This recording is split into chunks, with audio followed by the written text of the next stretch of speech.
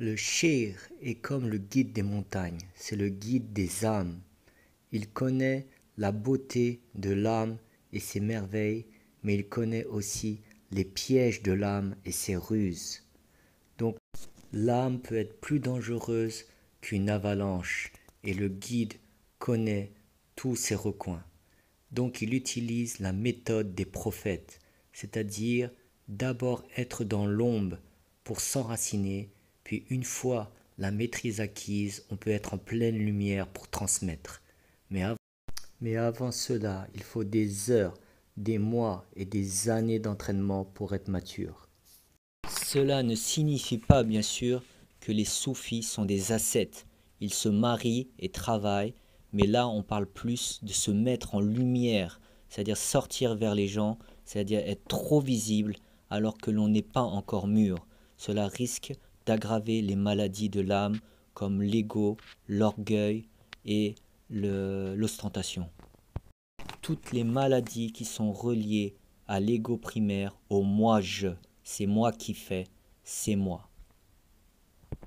Car le prophète a dit que ces maladies de l'âme sont subtiles, comme une armée de fourmis noires dans une nuit noire, puisqu'il a dit « l'association subtile dans ma communauté est comme une armée de fourmis noires dans une nuit noire ». Ça veut dire on ne la voit pas, c'est invisible et subtil.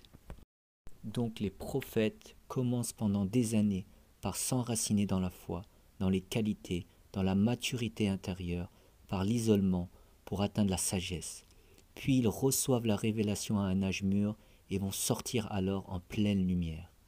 Ainsi, Sayyidina Moussa alayhi salam est resté d'abord 8 à 10 ans avec son beau-père, le prophète Chouaïb, en tant que berger.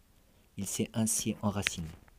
C'est comme si Chouaïb était son shir soufi et a pu lui transmettre la sagesse et l'enracinement pour atteindre l'œil de la certitude, et aussi par le métier de berger, travailler l'adaptation avec les moutons qui demandent une grande adaptation de par les différents profils. Et le prophète Youssouf alayhi salam a passé quelques années en prison, ce qui lui a permis de méditer et de travailler sur lui-même, donc c'est la rentrée. Puis ensuite il est devenu le ministre du roi et a eu les clés de l'Égypte, donc c'est la sortie. Et pareillement notre prophète Rasulillah sallallahu alayhi wa sallam a passé des années dans les grottes à méditer avant que la révélation ne tombe. Donc c'était la rentrée. Puis ensuite la sortie par la révélation à un âge mûr vers les 40 ans. Et c'est pareil pour la majorité des prophètes comme Sayyidina Ilyas, Sulayman, Daoud, Idris, etc. Bien sûr, quand la révélation arrive et que les mécréants veulent faire disparaître la religion, le prophète ordonne à ses compagnons de prêcher, de sortir, de faire la guerre, sans exception, tous, qu'ils soient légers ou lourds, comme le dit le Coran, car sinon la religion va disparaître, étant fragile et naissante.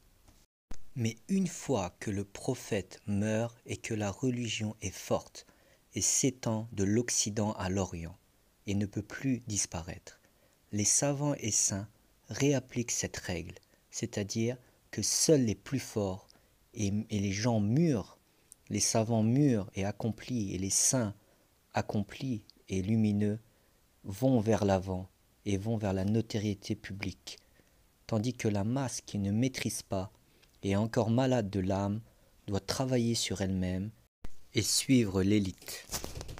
Mais bien sûr, la masse garde un minimum de mouvement vers l'extérieur en prêchant de manière locale, par exemple à ses voisins, ses collègues et à sa famille, ça veut dire aux plus proches. Il lit bien sûr le Coran et le connaît bien, mais tout cela dans la discrétion et sans trop être vu. Car sinon l'âme risque de tomber dans les péchés subtils d'ostentation et d'auto-orgueil. Nous ne disons pas que la prêche ou la récitation du Coran devant du monde est une chose mauvaise, mais elle peut entraver le dévoilement et la recherche de la lumière intérieure, qui est le butin le plus subtil, comme l'a dit le prophète sallallahu alayhi wa sallam, car elle est reliée à des maladies plus subtiles qu'une armée de fourmis noires dans une nuit noire, ou comme dans une banque où le moindre faux mouvement va déclencher l'alarme par des lasers. Donc là, il ne s'agit plus du trésor, du paradis simple qui peut être obtenu en force par un bélier qui enfonce la porte pour obtenir les hasanats, mais là c'est un butin plus subtil que les moindres détails vont entacher. La moindre mini-erreur et la porte du butin peut se fermer, un petit peu comme Sayyidina Moussa avec Al-Khidr. Donc si on compare avec le football, c'est comme si seulement les top joueurs comme Messi, Zidane ou Ronaldo pouvaient parler librement sur toutes les chaînes de télévision. Et la masse des footballeurs doivent prioritairement s'occuper d'eux-mêmes et essayer d'améliorer leur niveau. Et à l'occasion, au gré de leur rencontre, ils vont conseiller les non-pratiquants à pratiquer ce sport. Mais ils ne vont pas passer tout le clair de leur temps à prêcher ou à essayer de chercher des gens pour qu'ils jouent au foot. Sinon, ils vont perdre leur temps et s'oublier eux-mêmes et oublier qu'ils doivent d'abord travailler sur eux-mêmes. Mais notre époque, celle de la fin des temps, le prophète a dit que c'est celle où les mosquées sont pleines et les cœurs sont vides. Donc l'ensemble des gens veulent courir vers l'avant, vers le trône, vers la notoriété, vers l'apprentissage du Coran par cœur pour réciter en public, vers la science pour être des savants, ou vers la prêche pour aller chercher les gens en étant obsédés par cela. Tout cela, tout en ayant une âme qui n'est pas encore mûre et n'a pas atteint sa maturité spirituelle. Donc il sera comme une sorte de sportif qui va agir pour son ego et pour le regard de l'autre, tout en croyant par illusion qu'il le fait pour Dieu. Comment savoir où se placer? C'est le hadith du prophète sallallahu alayhi wa sallam disant: chaque début de siècle, Allah envoie un homme qui va revivifier pour lui sa religion, et dans une autre version, il dit il va revivifier sa foi. Donc ce sont les grands savants, les grands walis, ce sont eux qui savent. Par exemple, pour le Coran, il semble évident que le fait de l'apprendre par cœur est un bien, et ce n'est pas forcément vrai. Ainsi les Sahaba disaient: il nous a été donné et facilité son application, et il nous a été donné difficile son apprentissage. Et Sayyidina Omar apprenait 2 versets, puis il s'arrêtait, et on lui demandait pourquoi. Il disait: je dois d'abord les appliquer, puis après je vais apprendre plus.